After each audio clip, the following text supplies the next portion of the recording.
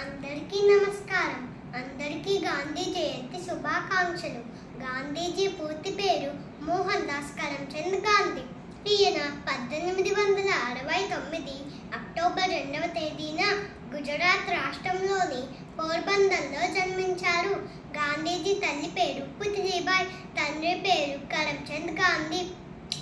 భారతదేశ స్వాతంత్ర్యం కోసం గాంధీజీ ఎల్లప్పుడూ సత్యము, అహింస మార్గాన్ని అనుసరించారు.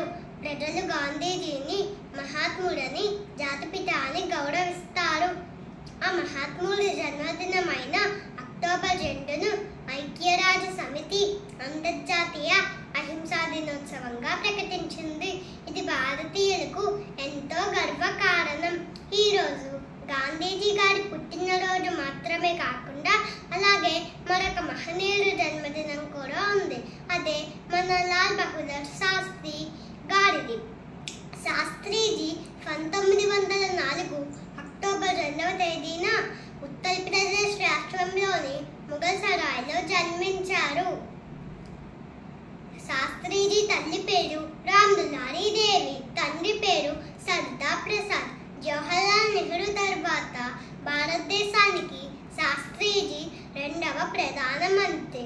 మన స్వాతంత్ర్యం కోసం పోరాడిన ఎంతో మంది వీరులలో లాల్ బహదూర్ శాస్త్రి గారు ఒకరు.